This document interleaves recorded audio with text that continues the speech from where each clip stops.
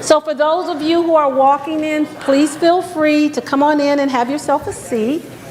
I'm up here this morning. I'm going to keep you for just a few minutes. I just want to give the official welcome to our summit. This is the first summit of the year. We are very excited to have you here. I really think this would probably be our most well-attended summit to date. We're really excited about that. I also want to thank those of you who have traveled from all over the place. We know it's just not easy to get anywhere. I actually traveled from Michigan myself, so it's a good 5.5-hour trip. So I know it's not easy. So we really appreciate you taking the time to spend with us this next couple of days. I also want to thank our corporate sponsors. Without you, this would not be possible. And the only other thing I do want to say before I introduce Diane, Magnificent Diane, is I want to talk a little bit about WALK and just find out the number of you who are planning to participate in WALK this year. Just give us a show of hands if you're planning to participate in WALK. Well, we want to thank you. Because our WALK makes things make things like this possible. It keeps everything that Beacon does and offers to people free of charge. And so I want to tell you, this year WALK is going to be the biggest WALK we've ever had. Our expectation is to raise about $1 million. So for those of you who are participating, thank you. And I also want to say to the Seattle folks who are in the room, I was here last year and I'm going to be back this year for your WALK. So yeah. So in case I didn't tell you, let me introduce myself. My name is Andrea Maddox-Smith. I'm the CEO for Beacon. I've been here just about 8 years now, and I am here because of the wonderful woman I'm going to introduce. I remember meeting Diane for breakfast, talking a little bit about Beacon, and she got me here, and it has been the love of my life. It has been wonderful being here at Beacon, working with Diane. And I remember saying to Diane, I said, what made you do something like this? She says, I was so damn mad. I was so mad, and she's passionate about this, and anybody that she meets, she just gets you, and you're here. You're here for life, and that's me. So it's my pleasure to introduce Diane, my partner.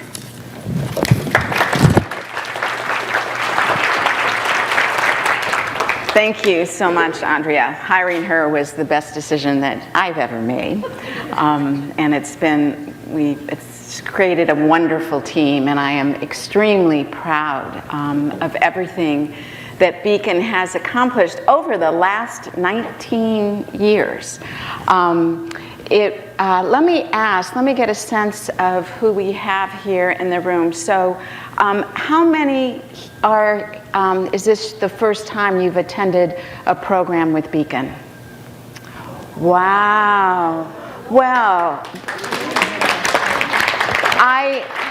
it's strange for me to say this because I'm really happy you're here, but I'm really sorry that you have to be here. It's this strange thing.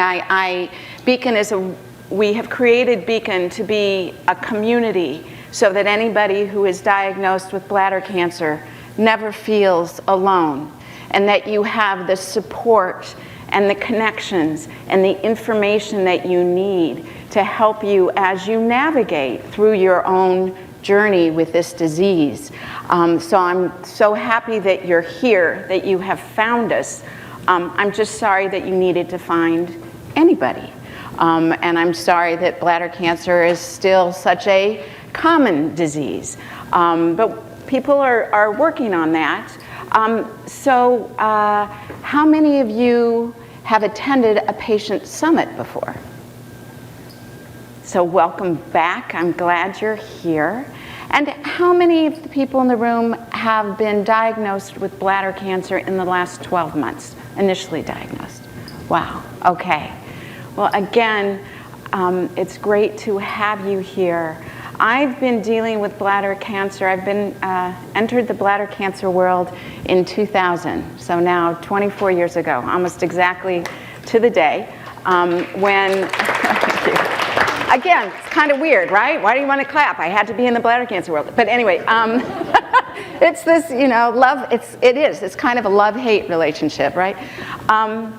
My late husband was diagnosed, so it was about 24 years ago when he first found blood in his urine, and thought that he had had hernia repaired surgery in January, and thought, well, maybe it has something to do with that.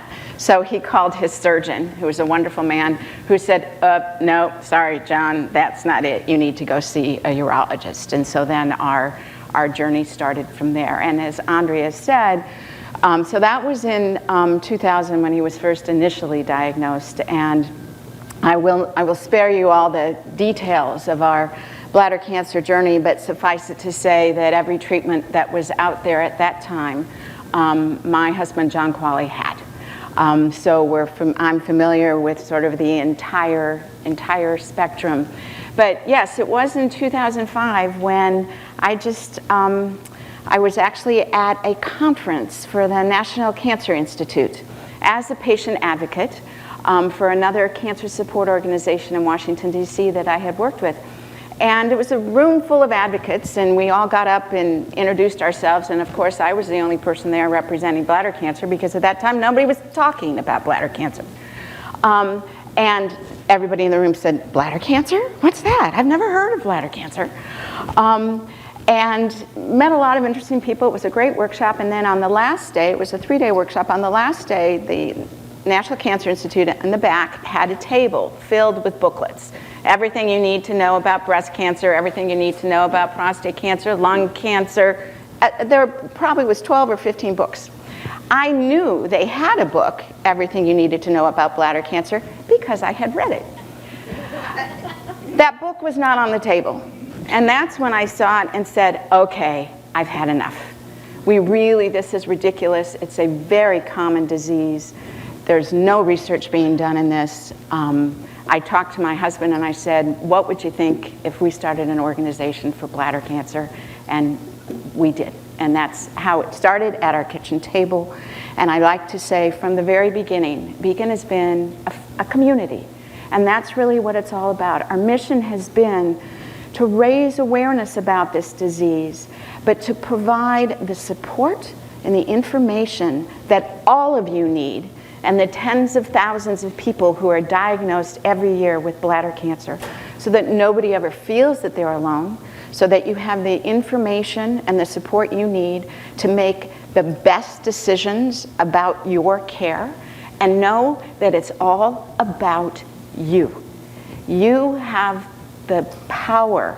You might not have the control over your disease, but you have the power to make the decisions that are in your best interest, and you need information to do that, and that's what BCAN provides, and Stephanie's going to tell you about all the different ways that we do that for you.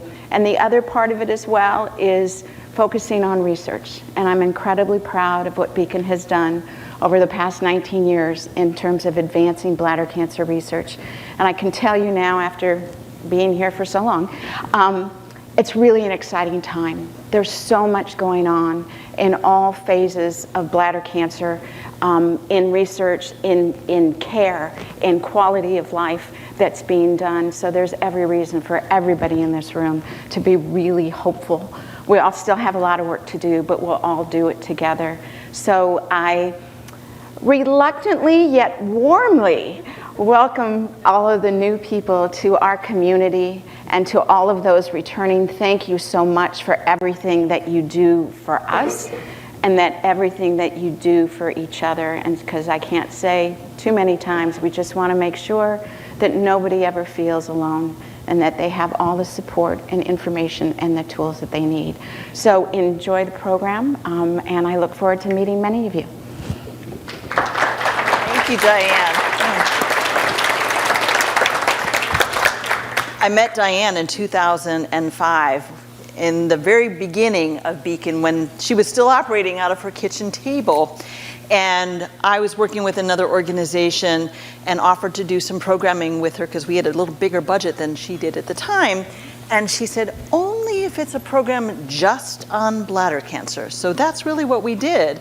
And it was a wonderful opportunity because while I was with this other organization, I got to meet some of the long-term volunteers that knew Diane from the very beginning.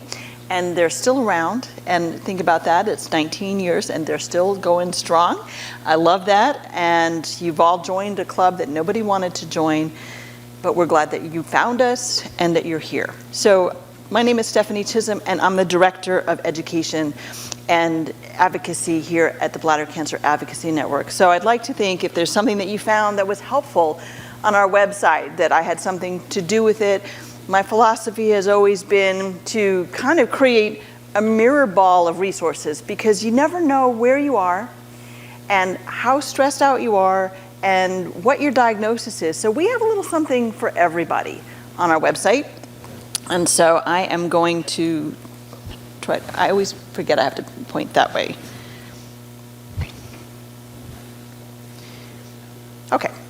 I do want to point out that in your agenda, in your little program book, there is a detailed agenda. So you'll see what's going to be going on.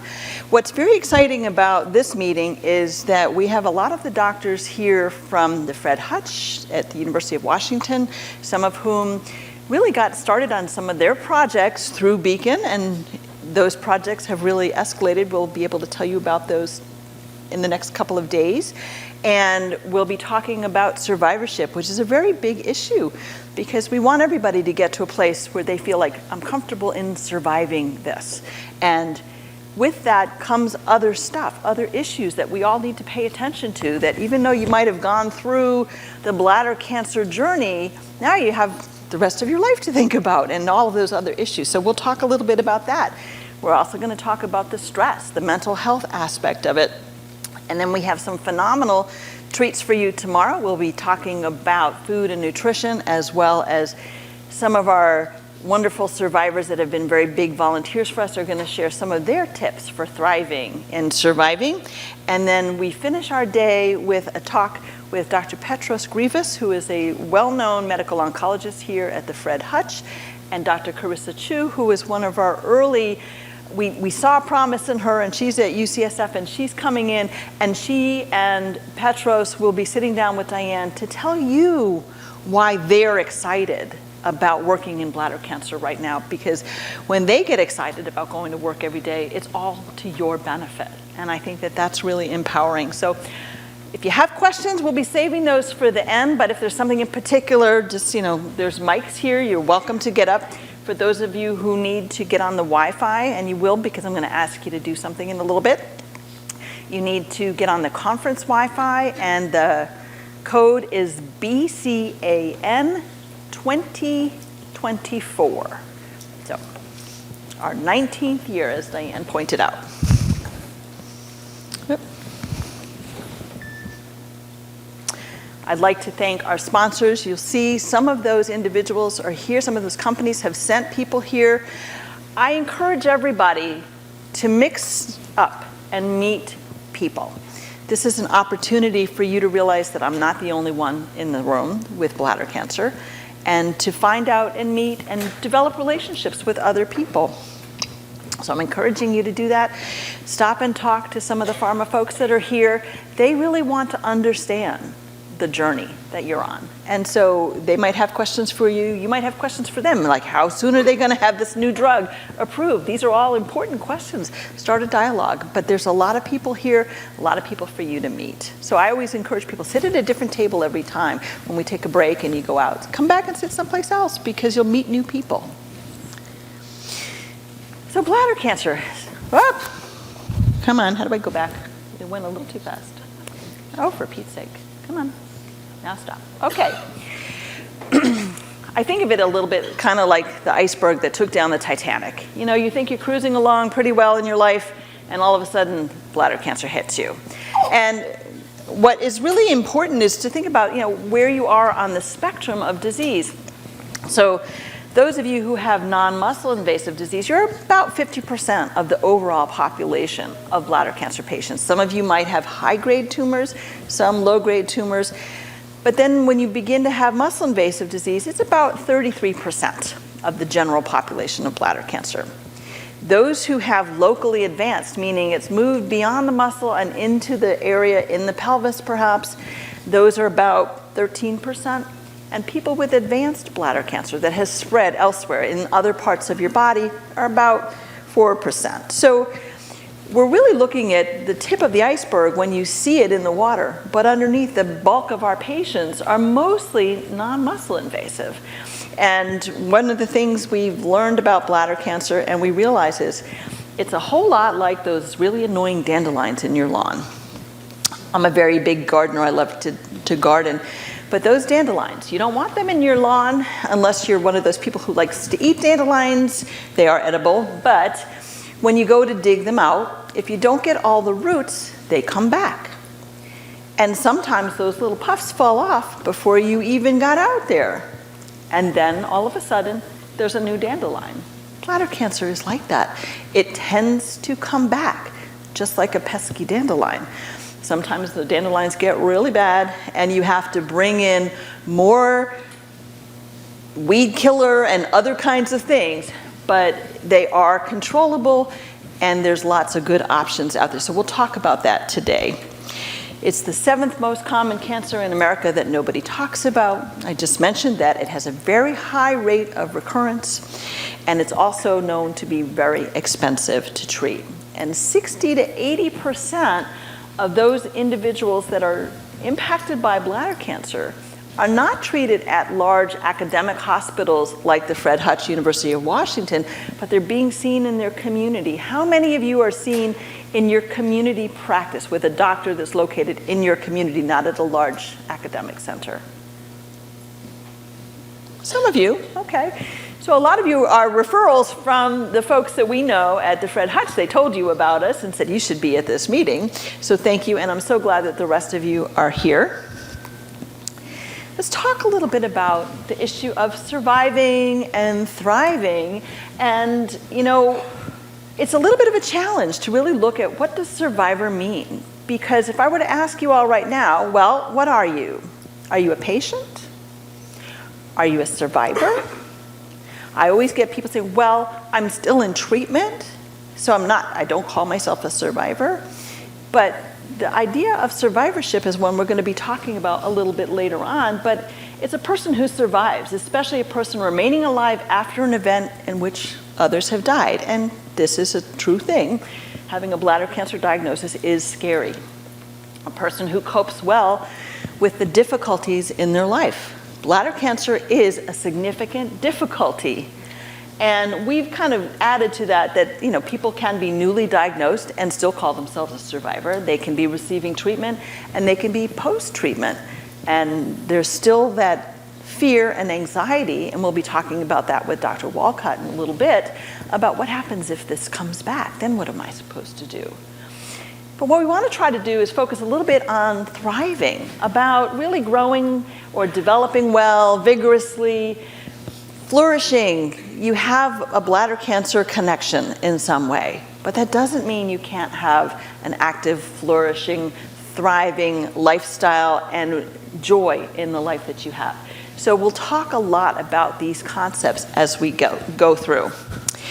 So the idea of thrivership is fluid, it's nonlinear, it's really about how you are and where you are on the spectrum of your acceptance of what you have going on and how you're making do with the deck of cards that you've been dealt. It's not always great, but there are ways that you can play your hand and still come out a winner. And so we'll hopefully highlight some of those. Just wanted to let you know, it's wonderful. 54% of you are what we call survivors. 22% are the friends and family. About 10% of those of you in the room are from industry.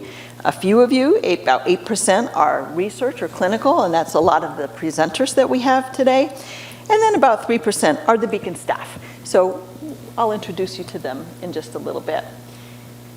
There are 124 people that came and registered from Washington State, 32 kind of came up from California, 7 from Oregon, 3 from Canada, and there are 22 other states represented here. So that's a nice group of people. Thank you all for coming.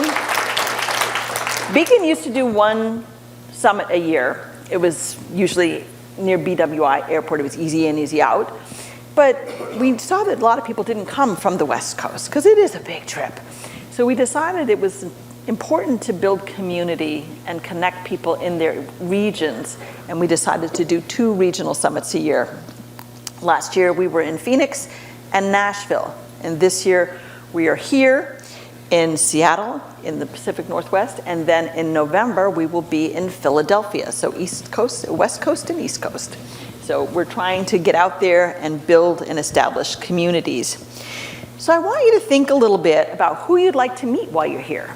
Because chances are you might have come with a loved one, a family member, but you might be with a friend, somebody else that you know, but who else would you like to meet? We've got people here with non-muscle invasive disease, with muscle invasive disease. Those are the abbreviations, by the way, for those different categories of disease. We have people here with upper tract urothelial carcinoma. That's the cancer that begins in the renal pelvis or the ureters. It's still the same cells, the transitional cells, that are lining your bladder. So it is still technically bladder cancer, even though it might be in your kidney. And then we have some folks here with advanced disease. And you have friends, family. I was going to have you all stand up, but I'm going to have you raise your hand in just a minute. We have clinicians and researchers, and then we have our industry sponsors. But what we'll do is I'm going to have you raise your hand, okay? Raise your hand if this was your first summit. I know Diane asked you to do that again, so take a look around. So those of you who've been to a couple of summits, spot somebody and make sure you get them up to speed on what to expect going on, okay? And then if you were diagnosed more than 5 years ago, please raise your hand. So there's a bunch of you. Great. If you were diagnosed more than 10 years ago, we got some. We got a few of you. Thank you. Thanks so much. And I'm so glad you felt like it was still important for you to come, because bladder cancer is with you in your mind for a really long time. So.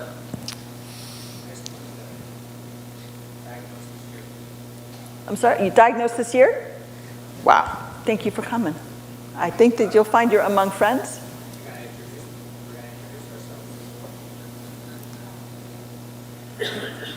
I'm sorry, I can't hear you. Oh, I missed it. I'm sorry. I'm down here. My reading glasses are not on. So I can see it because the font is really big, but okay. If you were diagnosed this year, Happy New Year to you. Again, you're among friends. I think that that's really important. So, oh, I'm going backwards. Sorry. I tried to find a picture of Mount Rainier.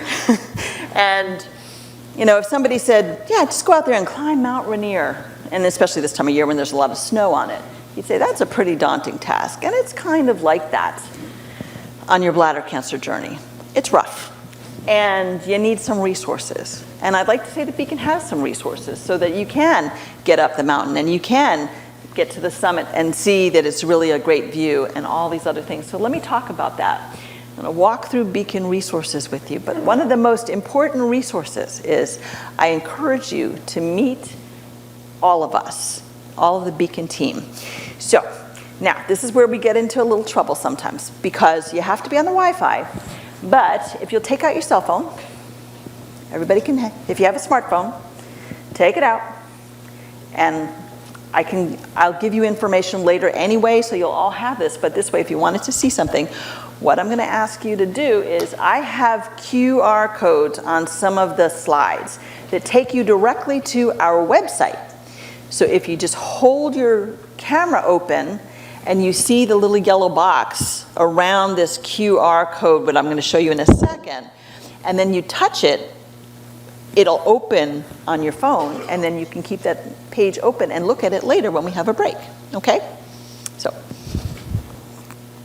First off, I want to have you meet the BCAN team, your best resource. Obviously, the best resource is my boss, the CEO of the Bladder Cancer Advocacy Network, Andrea Maddox-Smith. You've just seen her. Mark Story, is he in the house? There he is in the back, is our Director of Communications. So when you get an email from BCAN, Mark's the one pushing the button. And he's talking about us on Twitter. He's posting in our monthly bulletin. You all should be getting our bulletin that gives you heads up about what's coming up in the future, whether it's a webinar or a walk email or another conference or something else that we're doing, it comes through the communications department. You all met Trenny because when you checked in, Trenny is the one that makes this meeting happen. She is the magic that makes the meeting happen. She is Andrea's executive assistant and runs the BCAN office. Of course, you know me. I'm Stephanie Chisholm, and I'm the Director of Education and Advocacy. And standing in the back is the newest member of the BCAN team. I'm not going to be able to say that too long, but she's been with us for almost 8 months, and Patricia Rios is my Senior Manager of Education and Advocacy, and she's really helping me put everything together, and we'll be working closely over the next couple of years, and really looking forward to her taking on more of a leadership role going forward with the Bladder Cancer Advocacy Network. Bernadette, is Bernadette in the room? She might be outside. How many of you volunteer for our Survivor to Survivor program? A lot of you do. You all know Bernadette Fitzsimmons as volunteers. How many of you might have asked to be connected to one of our volunteers in our Survivor to Survivor program because you had questions about, well, how am I supposed to live without my bladder? Okay, well, Bernadette is the quintessential matchmaker. She's the one that connects everybody from the patient who's looking for information to the volunteers who are willing to share information and resources. So Bernadette is out there. You'll have a chance to meet her throughout the meeting. Ivan Martinez is not, I think he's out helping with registration, but he is our community engagement manager. And if you are seen in a practice that's in the community and you wish to help give your doctors information about BCAN so other patients who are diagnosed with bladder cancer can find out sooner than maybe you did. Maybe you had to find us by Dr. Google, I don't know. But if you want to help out with that, check in with Ivan. He is out there, and he looks just like that. So he's out there at the desk. Rob Dembski, is he in the room? He is our Chief Advocacy and Development Officer. He is here, but he's probably outside in the hallway somewhere. And then we actually have people that didn't come all the way to Seattle. We have our development team. These are the folks that are helping with the walk. And for those of you who are, I'd like to know more about walk, I promise we will tell you more about walk. But Rachel Johnson and Jocelyn Brown are the two staffers that are really helping make walks happen. And then Diane talked about the research. BCAN has funded an enormous amount of research, and we have 3 of our staff are really focused on finding the best ideas out there and then vetting those ideas with teams of scientists who score those potential research projects and award sometimes millions of dollars. And some of those awardees will be speaking today and tomorrow. So it's really exciting. So we have Rebecca Johnson. She is our Director of Research. Valerie Aldana in the center, and she is our Senior Research Project Manager. And then Ann Collins is our Research Coordinator. So those are 3 of the staff that we did not bring with us. But most of the BCAN team is here. And then, of course, you all heard from Diane Qualley, our co-founder. So, our mission. These signs basically are our mission: education and support, supporting research, advocating, and raising awareness. That's what we do. And this is always the first place to start. Visit bcan.org. So if you were to hold up your camera and see that little square on the top, there should be a little yellow frame that pops up around there. And if you touch that yellow frame, it'll have our website. It should pop open on your phone.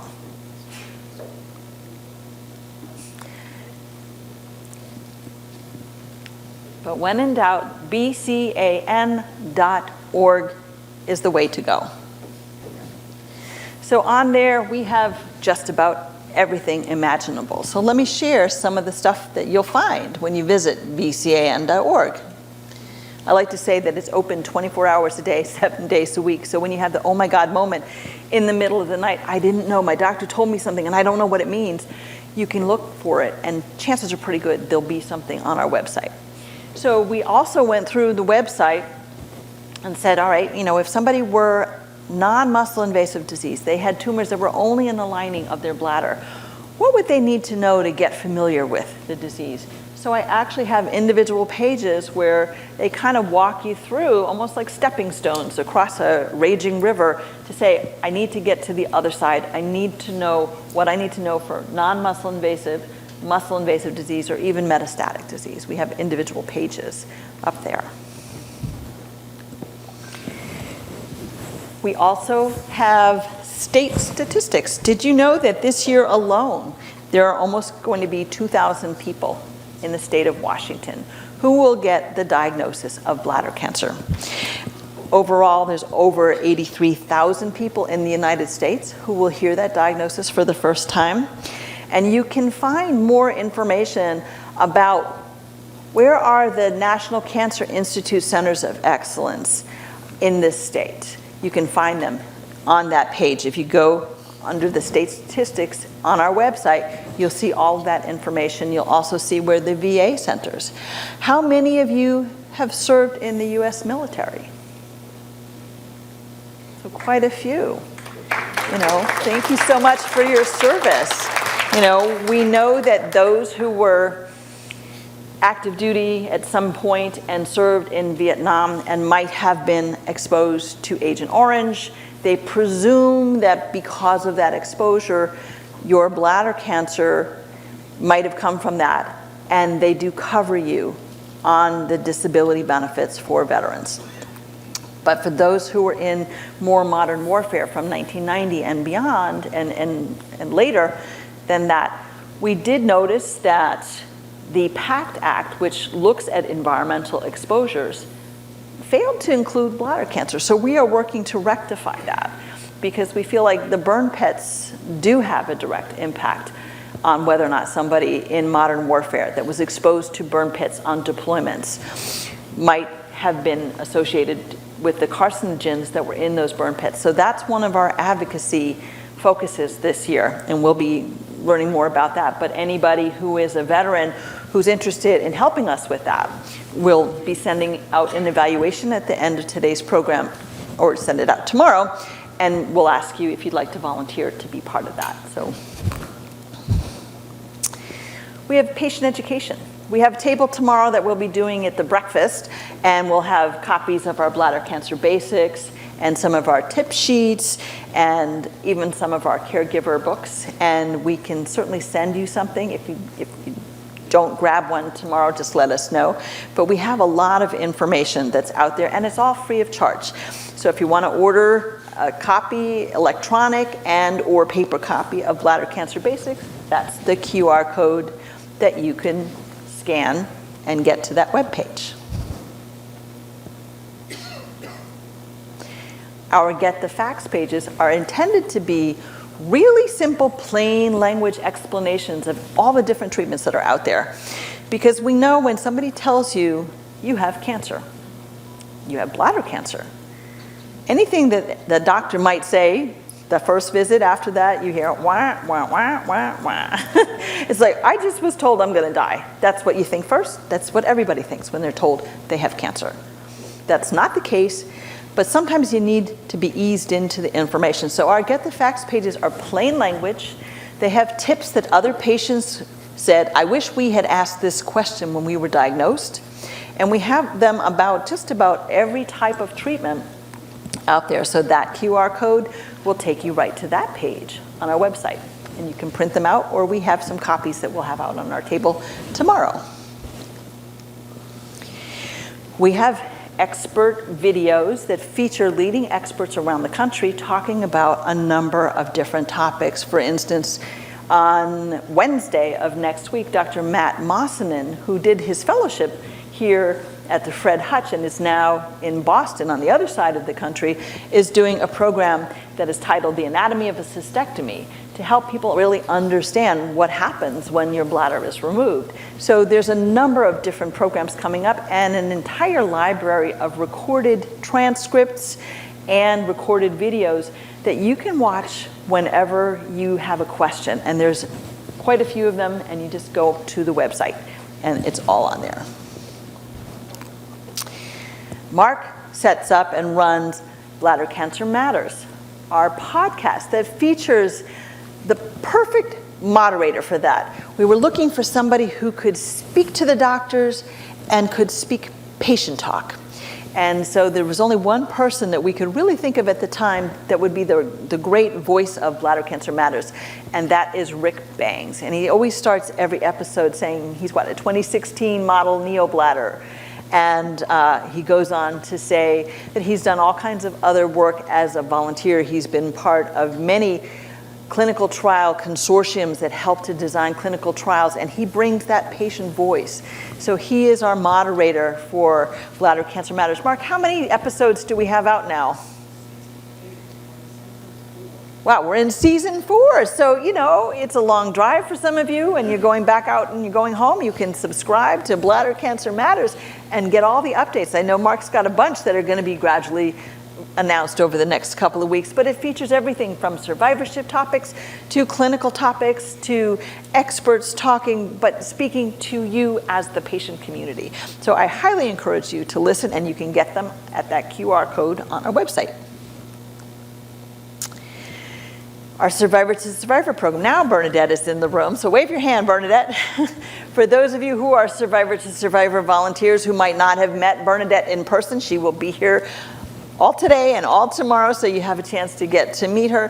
For those who are interested in perhaps, maybe I want to join the Survivor to Survivor. I feel like I have experience to share.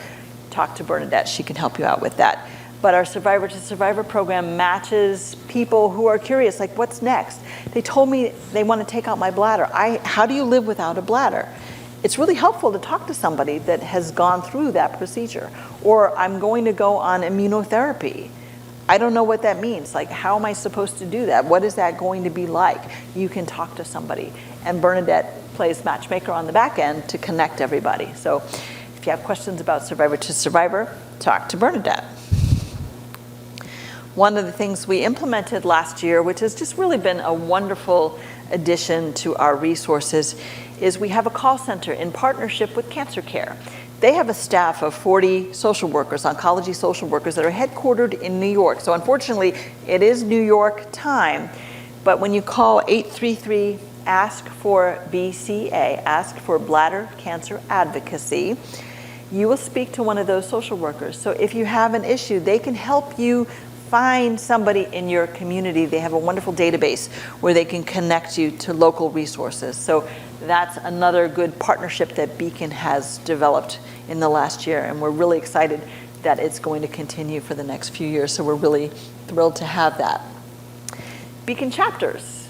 We don't have a Seattle chapter, but we do have chapters in other areas.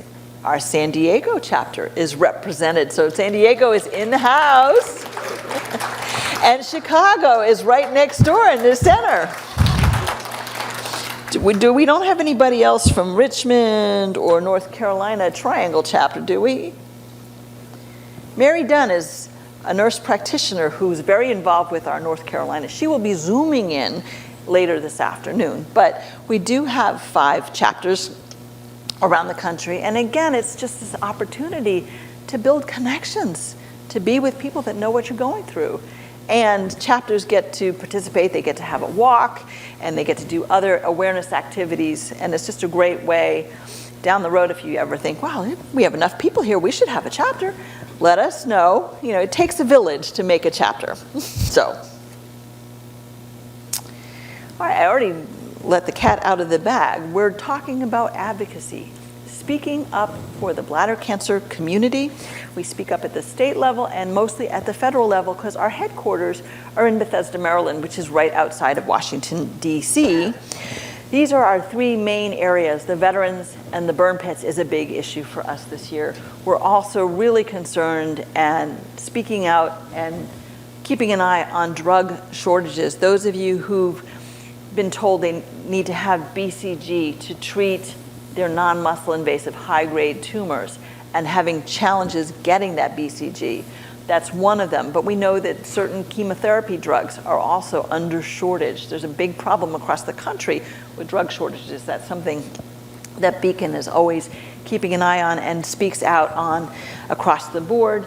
And we also, from early on, one of the things I think that really got to Diane initially was there was no money going to bladder cancer. Even though the prevalence of it was in the top 10, it didn't get nearly the attention of even some more rare diseases. So we're always working to get more federal research funding in focusing on bladder cancer. I think that's a big deal.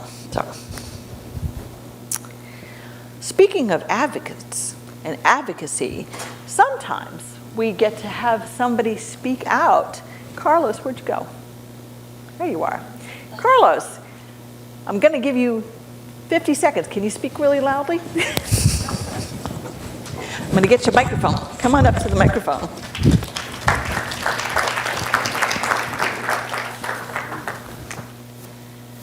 Okay. So Carlos just participated with the American Urological Association, speaking to them in Capitol Hill. They went out and visited representatives, and you spoke to the doctors, bringing that patient voice. Yes.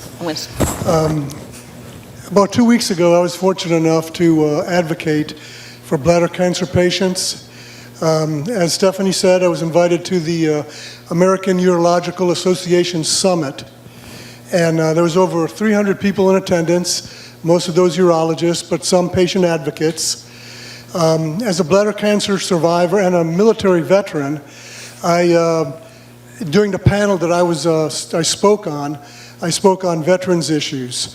I explained that bladder cancer is the fourth most common disease among the military, which is higher than the general population. The general population is number 7. For military, it's number 4.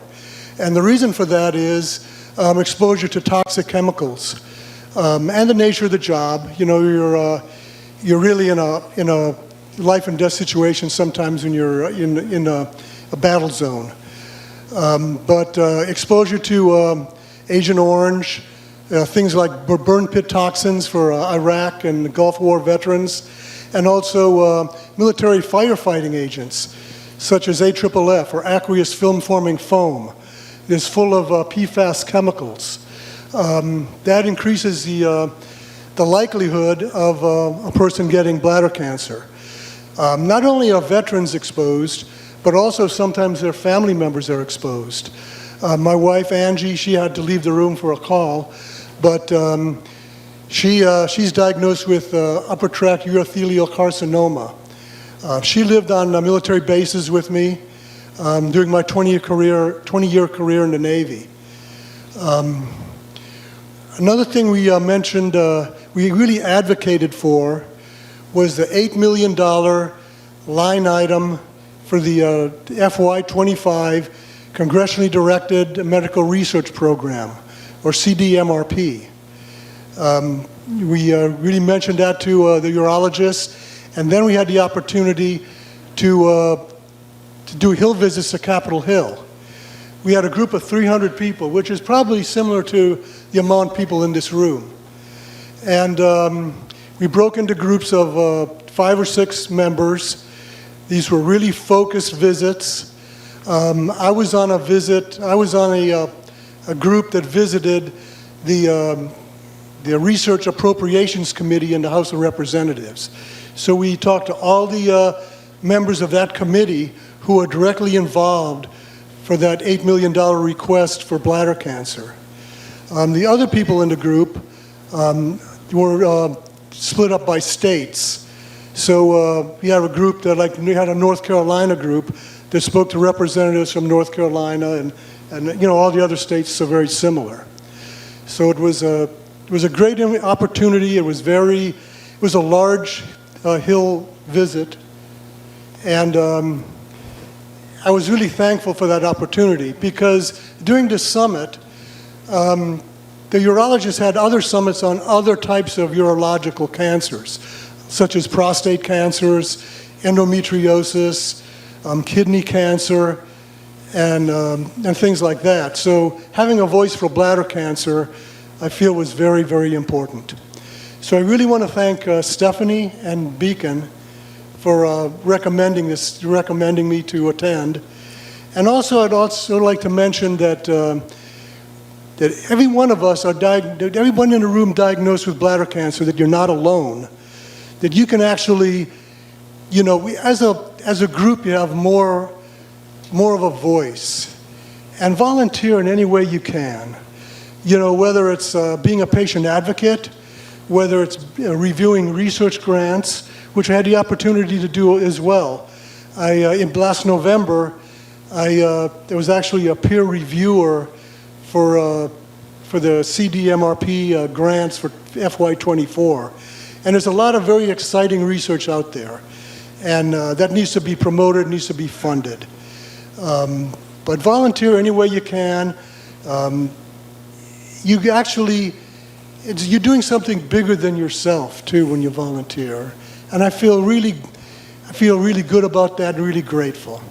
So I'll turn it over to Stephanie, and thank you again. Thanks, Carlos, and thank you for doing that. You know, thank you for speaking out for everybody that has bladder cancer. Appreciate it, really, I do. So there's lots of opportunities. You think, well, you know, I've been dealing with this. I'm just going to put this on the table. I've been dealing with this bladder cancer, and what am I going to do with it? And sometimes, you know, people say, I feel like I have a mission. I have something I need to do about this, and I'm not sure what. Well, Beacon's got some things that you could do if you would like to. You know, we like to get out there and raise awareness. Nobody should be diagnosed without ever hearing about bladder cancer, you know, until they get that diagnosis. So hematuria, blood in your urine, urgency, frequency, these are all things people need to know should be checked out. So we want to raise awareness. And Carlos has been one of our great volunteers.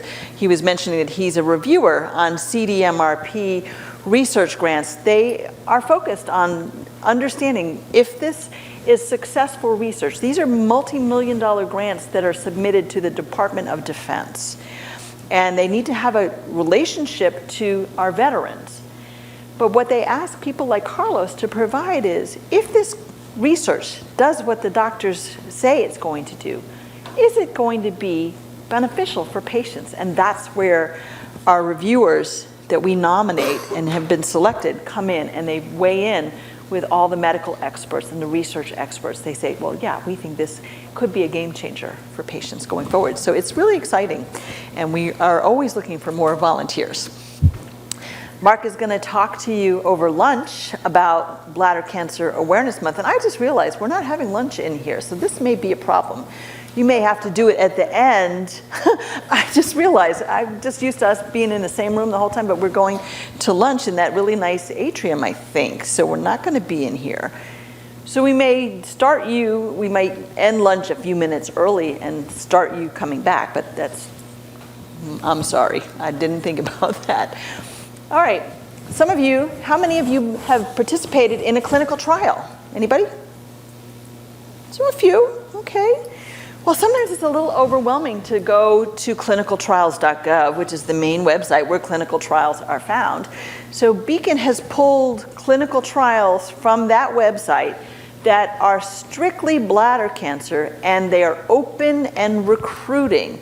So it makes it much easier. You can search by your diagnosis. You can search by your state. If you're a snowbird and you go to San Diego in the winter, you could also search in California, find trials that are there. And you can forward that information to your doctor, print it out, share it. And a lot of the people that do submit clinical trials give us a plain language description to help understand what that trial is all about. Because sometimes it can be in technical terms that are really hard for you to understand. Like, what does it mean? Why would I be in this trial? It says I have to do this and that. And the plain language description makes it a little bit easier to understand. So if you're looking for clinical trials or you want to consider a clinical trial, here's where you can go on the Beacon website. We have a whole page for clinical trials. We're going to be talking with Dr. John Gore, one of my favorite people, about patient research advocates. But that's an opportunity, again, to pay it forward and share your experience. Sometimes I get requests from some of our pharmaceutical companies who say, I really want to understand that patient experience. Could somebody come and talk?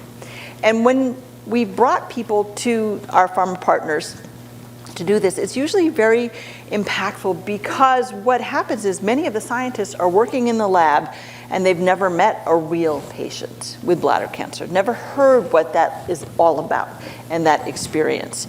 And for them, it's really important and impactful to understand that patient journey so they can see where all that hard work that they've been doing for many years to bring a drug to market can really change people's lives. So we do some of that. We do recommend people to review grants. We do bring people to come here to speak. We'll be listening to some folks in the morning talking about their experience. So if you're interested, you'll learn more about the Research Advocate Program and how it started from Dr. John Gore. But if you're interested, we'll ask you in the evaluation if you are, and we'll follow up on how you can do that. And we started talking about survivorship at the beginning, and our survivorship task force is a group that has been meeting at our scientific meeting, our think tank, every year. And we are working on developing some wonderful tools to help you with the next phase. Once you've gone through, you've been diagnosed, and now you're looking at, how do I do well and thrive with this bladder cancer? So we'll be talking about that today at 4:30. And then there's the walk. And our walk in Washington, I think this is the QR code that goes to the Washington walk, but it might be the one that goes to the main page, because I knew there were people from other states also. So you can talk to Karen if you're in California and you want to be in the San Diego walk, and you can talk to Doug, where's Doug? Right here, if you want to be part of the San Francisco virtual walk, because that's up and running and everything is happening. And then Gail is right there, and she's going to be sitting at a table tomorrow morning to sign you up for the Seattle walk, which Andrea's coming to. So this is all going to be good. And then Chicago, I didn't forget you. I get to go to Chicago this year for their walk in April. So the BCAN team gets sent out all over the place. And so if you're interested in walking, we've got a way for you to do that. So, and for those of you who say, well, this was going to be an okay thing, and I might do it again, mark your calendars. There'll be details coming out. Our next summit